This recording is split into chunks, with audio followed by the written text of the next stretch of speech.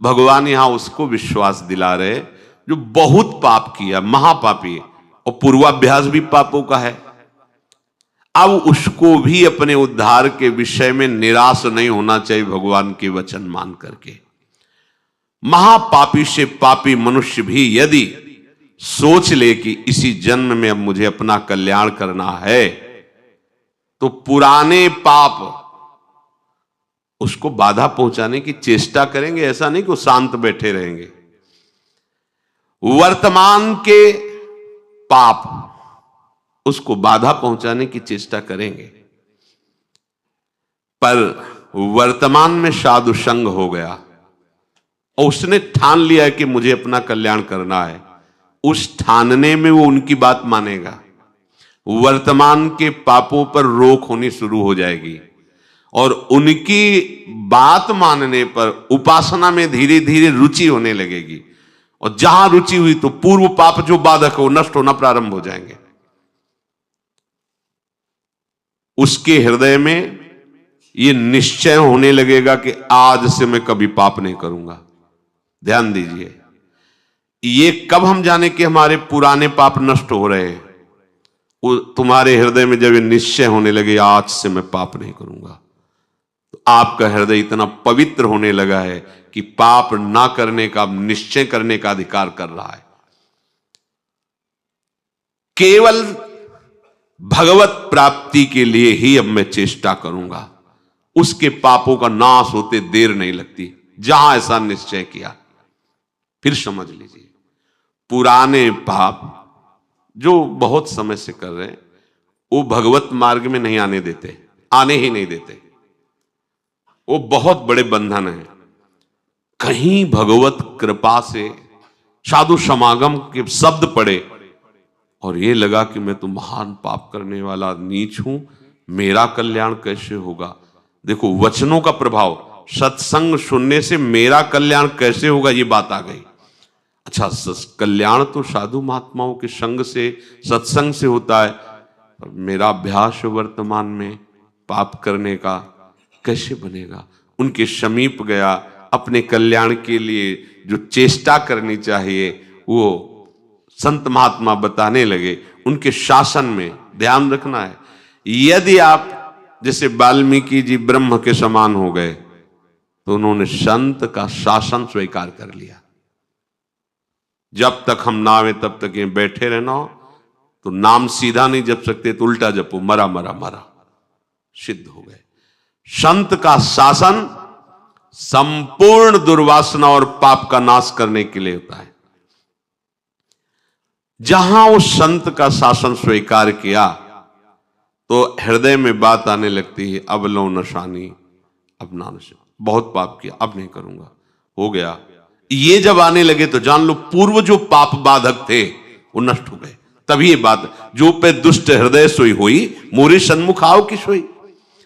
अब जे ही उसने ये जीवन में निश्चय किया आप केवल भगवत प्राप्ति, तो उसके सारे पाप नष्ट होने में देर नहीं लगती।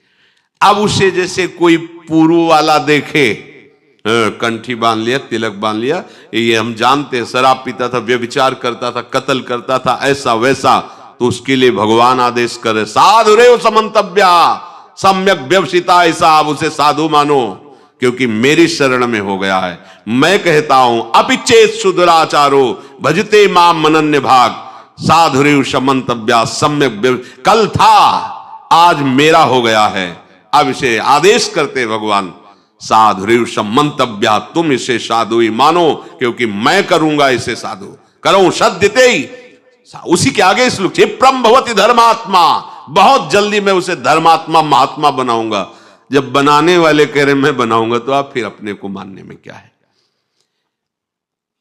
ऐसे उसके पाप नष्ट हो जाते हैं जैसे 100 वर्ष से घना अंधेरा छाया हो और आप प्रकाश प्रकट करें तो 100 वर्ष में ही क्या हो, अंधेरा नष्ट होगा क्या? ना, 1 मिनट में खत्म हो जाए। वो प्रकाश जो ही जला अंधेरा खत्म।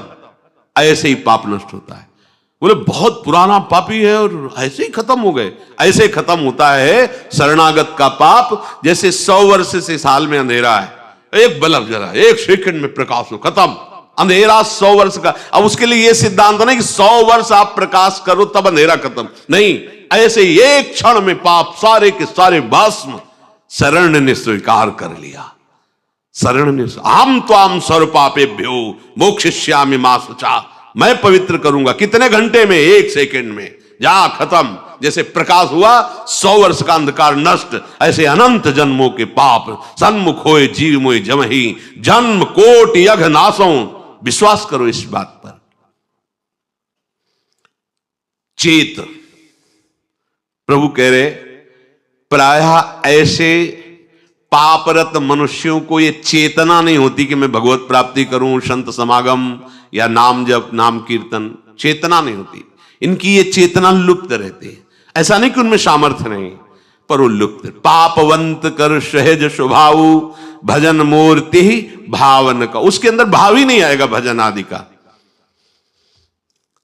तो चेत, ऐसे जो पापात्मा जन होते हैं, पहली बात उनके अंदर सत्संग में जाना या भजन आदि इसकी रुचि ही नहीं हो। अगर कहीं भगवत कृपा से या किसी, अब जैसे उनके अंदर ये रत्या है, उनकी पत्नी भगवत चरणारविंद की, महाप्रभु की शरणागत है, आश्रित है, तो कैसा कृपा बन रहा है। वो जरूर बोलती उस समय, फिर मंजीरा लेकर राधा नाम का, ये तो बढ़िया है, राधा नाम कीर्तन कर। यद्यपि ऐसा नहीं करना चाहिए, ऐसे दुर्व्यसन नहीं कर, पर दुर्व्यसन नहीं छोड़ सकते और राधा नाम स्वीकार कर लिया, तो इस बात हमें विश्वास है राधा नाम की महिमा पर निश्चित आपका मंगल होगा। निश्चित आप इसी जन्म में ऐसी घृणा करेंगे कि देख लेना, निश्चित ये नाम और ये भगवत प्रीति, ये भगवत प्रीति है।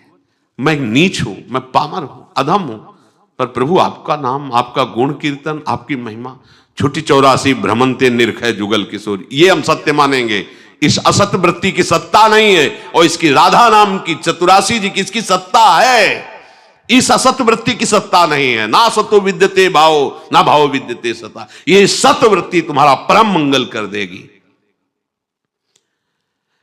यदि किसी महापुरुष का संग हो जाए, ऐसी कोई घटना घट जाए, ऐसी परिस्थिति बिगड़ जाए, ऐसा वातावरण हो जाए कि उससे ऊब करके किसी संत का आश्रय ले ले, महापुरुष का, तो कोई कितना भी बड़ा पापी हो, उनके प्रभाव से ऐसा दृढ़ निश्चय कर ही लेगा कि अब मुझे इस जन्म में भगवत प्राप्ति करनी है। वो संपूर्ण पापों से भली भांति तर जाएगा। सर्वम ज्ञान प्लवेनैव व्रजिनम संतरिष्यति। प्रकृति के कार्य, शरीर और संसार के संबंध से ही पाप होते हैं। जितने पाप होते हैं वो देहाभिमान जब होता है, और देहाभिमान में इंद्रियजन्य सुखों की भोग लालसा ही पाप कराती है। और जब संत संग होता है तो संत संग का प्रभाव होता है सर्व संबंध विच्छेद। ध्यान दीजिए, आप सरिस चाहे सबकी ना, संतों का स्वभाव और प्रभाव आप सरिस जैसे वो हैं वैसे बनाना चाहते हैं, या आप सरिस चाहे आपको भगवत स्वरूप बनाना चाहते हैं। संतों के संग का प्रभाव सर्व संग पहो हिमाम, सर्व संबंध विच्छेद, शरीर से, अंतःकरण से, इंद्रियों से, शरीर संबंधियों से, भोगों से। अगर ये नहीं तो संत संग नहीं हो रहा है। संबंध विच्छेद, संबंध पुष्टता, ये अविद्या का संग है। संबंध विच्छेद यही ज्ञान है, यही अज्ञान के नाश का स्वरूप है। ये अहमता ममता एकमात्र प्रियालाल के चरणों में समर्पित, कोई संबंध नहीं। ध्यान देते हो इस बात पर? हो नहीं, ये वो प्रपंच लादे घूम रहे हो। जय श्री हरिवंश प्रपंच बंच सब, ये काल ब्याल को खायो, ये जिए जान श्याम श्यामापद कमल संग शिरनायो। सर्वम ज्ञान प्लवेनैव व्रजिनम संतरिष्यति। जहां वो संत महापुरुष के संग के प्रभाव से सर्व संबंध विच्छेद हुआ, तो अब उसको तरना बाकी नहीं रह गया, तर गया। मूला भावे कुतः शाखा, जब मूल ही कट गया तो अब शाखा कहां टिकेगी? तो बोले मूल था शरीर, अंतःकरण और भोगों का संबंध, संत प्रभाव से वो हट गया। अब जो बचा वो भगवद आश्रय, भगवत प्रीति या स्वरूप बोध। यथैधांसि समिद्धोग्निर भस्मसात् कुरुते अर्जुन, ज्ञानाग्निः सर्वकर्माणि भस्मसात् कुरुते तथा। हे अर्जुन, जैसे प्रज्वलित अग्नि ईंधनों को सर्वथा भस्म कर देती है, ऐसे ही जब संत संग से ज्ञान प्रकट होता है तो संपूर्ण कर्मों को सर्वथा के लिए भस्म कर देती है। ये बात भगवान के वचन। यथैधांसि समिद्धोग्निर्भस्मसात् कुरुते अर्जुन। पीछे के श्लोक में भगवान ने बताया कि जब कोई संत महापुरुषों का आश्रय लेकर के उनके द्वारा बताए हुए मार्ग पर चलता है तो कितना भी बड़ा पापी हो, मार्ग में चलने का तात्पर्य नौका पे बैठना, वो ज्ञान रूपी नौका से पाप रूपी संसार रूपी समुद्र से तर जाता है। तो बोले समुद्र से पार हो गया पर समुद्र तो रह गया, समुद्र की सत्ता तो है। तो आगे के श्लोक में भगवान कहते हैं भस्मसात् कुरुते अर्जुन, कुछ नहीं बचता। उदाहरण में कह रहे कि जैसे प्रज्वलित अग्नि के साथ संयोग करा दीजिए कुछ भी, वो सबको अपना स्वरूप प्रदान कर देगी। लोहा डाल दीजिए, सोना डाल दीजिए, बिष्ठा डाल दीजिए, चंदन डाल दीजिए, जो भी डालोगे वो अग्नि अपने ताप से उसे अपना में स्वरूप दे देगी। लोहा भी अग्नि में हो जाएगा, सब कुछ वो भस्म कर देगी, कुछ शेष नहीं रहेगा, किंचन मात्र शेष नहीं रहेगा। ज्ञानाग्नि सर्वकर्माणि भस्मसात् कुरुते तथा। जैसे अग्नि सब कुछ भस्म कर देती है, ऐसे ही संत संग के प्रभाव से प्रकट हुए ज्ञान रूपी अग्नि से संचित प्रारब्ध क्रियमाण सब भस्म हो जाते हैं। संचित प्रारब्ध क्रियमाण तीनों कर्म भस्म हो जाते हैं। अग्नि में जैसे काष्ठ का अत्यंत अभाव हो जाता है, ऐसे ही संत संग से प्राप्त हुए ज्ञान से पूर्ण समस्त बंधनों का अभाव हो जाता है। सब बंधन भस्म हो गए, कोई बंधन नहीं, न कर्म बंधन, न शरीर बंधन, न भोग आसक्ति, न देह के संबंधियों का बंधन। तात्पर्य है संसार शरीर से संबंध विच्छेद हो जाने पर ही विशुद्ध बोध होता है, और वही जब कहो तो उसे माना जाता है कि हमारे साथ कटु व्यवहार हो रहा है। ये कटु व्यवहार तुम्हारे माने हुए राग पर हो रहा है। जब तक इस राग का तुम वैराग्य में परिवर्तन नहीं करोगे विवेक के द्वारा, तब तक परमार्थ का अनुभव नहीं हो सकता। वैराग्य को समझा जाता है स्वेच्छाचार। अरे ककारा नहीं आता परमार्थ का, केवल कपड़ा बदल लेने से परमार्थी थोड़ी हो जाते हो।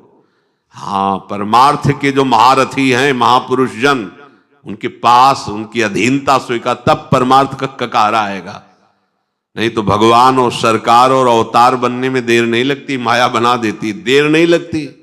हाँ, जहां 10-20 हजार लोग दंडवत किए तो यहां आने लगता है हम तो कुछ विशेष हैं, और जहां विशेष है तहां फिर वो भगवान की माया अपना प्रभाव दिखा देती है। बड़ा विचित्र खेल है, बिना गुरु कृपा के समझ में नहीं आता। अगर इस अहंकार पर कोई शासन कर सकता है तो एकमात्र भगवान ही कर सकते हैं, गुरुदेव भगवान ही कर सकते हैं। संबंध विच्छेद होने पर ही आपको परमात्म तत्व का अनुभव होगा। बैठा लो इस बात को। शरीर से अपनापन, शरीर संबंधियों से अपनापन, भोगों से अपनापन हटाना ही पड़ेगा यदि भगवत प्राप्ति करना चाहते हो। देखो महाप्रभु कह रहे दूरादपास्य स्वजनान सुखमर्थ कोटिम सर्वेषु साधन वरेश्चिरम निराशा तो वर्षंत में उस सहजाद्भुत सौख्य धाराम श्री राधिका चरण रेणु माम स्मरम। सैकड़ों बार इस श्लोक को सुनाया होगा, आपने सुना होगा और पढ़ा होगा। दूरादपास्य स्वजनान, परिवार के संबंध से बहुत दूर, घर में रहते हुए बहुत दूर, गृहस्थ हो तो भी बहुत दूर। राग रहित होना, जैसे ये बड़े बड़े महापुरुष जो गृहस्थी में, उनके जीवन चरित्रों को पढ़ के देख लीजिए। श्रीवास जी के घर में कीर्तन हो रहा है, पुत्र पधार गया, कान में जाके कहा पुत्र महाप्रभु तक आवाज नहीं जानी चाहिए, कीर्तन नहीं बंद होना चाहिए, कीर्तन बंद हुआ तो मेरे प्राण निकल जाएंगे। और उछल उछल कर कीर्तन कर रहे हैं, राग रहित। अगर राग हृदय में है तो चाहे आप गृहस्थ हो चाहे आप विरक्त हो, इसे कोई फर्क नहीं पड़ता है। ये अंतर का, भगवत प्राप्ति अंतर के विषय से होती है। ये आचार्य परंपरा, ये वेश बाहर से त्याग करते हुए आंतरिक राग को मिटाने के लिए है, जो निवृत्ति मार्ग के उपासक हैं। नहीं तो जो निवृत्ति मार्ग के प्रभु हैं वही प्रवृत्ति मार्ग के प्रभु हैं। जो भगवत प्राप्ति निवृत्ति मार्ग को होती है वही प्रवृत्ति मार्ग को होती है। बस अपने सिद्धांत से चले, दोनों को ही वैराग्य धारण करना होगा। एक को बाहरी और आंतरिक दोनों, और एक को केवल आंतरिक बाहरी व्यवहार में रहते हुए भी वो भगवत प्राप्ति वैसे ही करेगा। संबंध विच्छेद, ये बड़ी जोर की बात है। संबंध विच्छेद बिना संबंध के नहीं हो सकता। कोई तो हमारा हो, अब उसको अपनापन ना सदगुरुदेव में है ना श्री जी में है, तो संबंध विच्छेद कर ही नहीं सकता, केवल नाटक होता है। क्या होगा ये लाल पीले धारण करने से? आंतरिक राग की पुष्टता के लिए कपट पूर्वक परमार्थ का पोषण,